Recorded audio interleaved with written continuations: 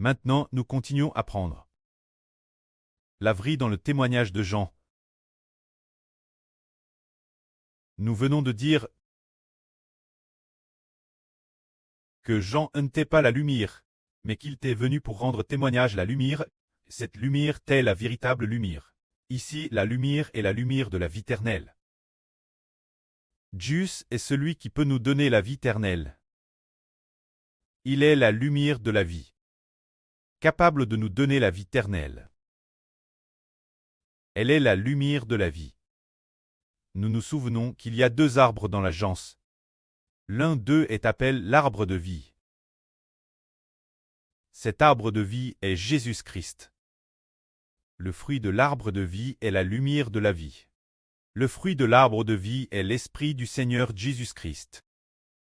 Puisque l'Esprit du Seigneur Jésus-Christ habite dans le Seigneur, qui l'Esprit du Seigneur veut donner la vie éternelle.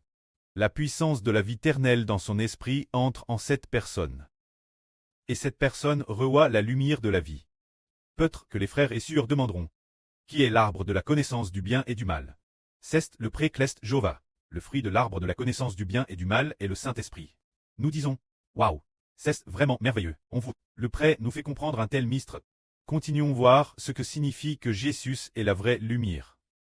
C'est que tous ceux qui croient en Jésus deviendront enfants de Dieu. C'est vraiment merveilleux. Croire en Jésus permet de naître de l'Esprit Saint. Ceux qui croient en Jésus reçoivent la lumière de la vie et la lumière du Saint-Esprit. Ainsi ils deviendront enfants de Dieu.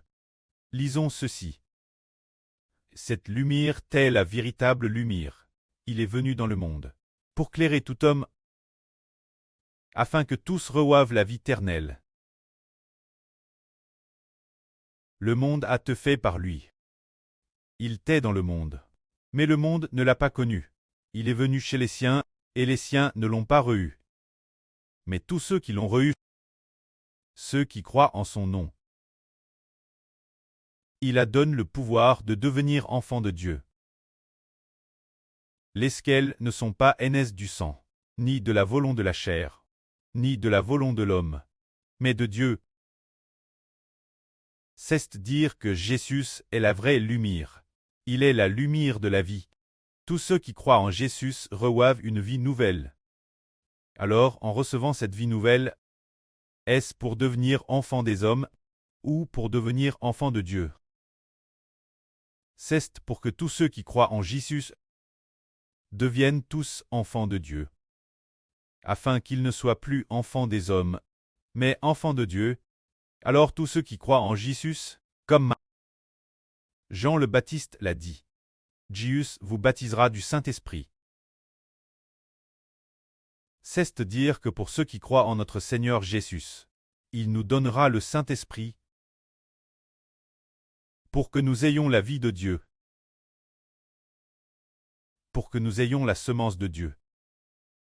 Est-ce vrai que nous recevons la semence de Dieu Héber? L'origine, nous tions la semence de l'homme pour devenir des hommes. Pouvons-nous vraiment devenir Dieu? Frère Héber a dit que l'avenir Héber s'assirait la gauche du précleste. Et la droite du Seigneur, ce sont ceux qui reçoivent cette vie du pré et du Seigneur. Devenant Dieu et Seigneur, NS de l'esprit du pré et de l'esprit du Seigneur. Fils biologique, l'avenir, notre apparence et l'esprit dans notre corps seront entièrement comme Dieu. C'est ainsi que ceux qui croient en Jésus obtiennent une telle noblesse. Ceux qui reçoivent Jésus deviennent nobles au point de devenir eux fils de Dieu. 3 de devenir oui,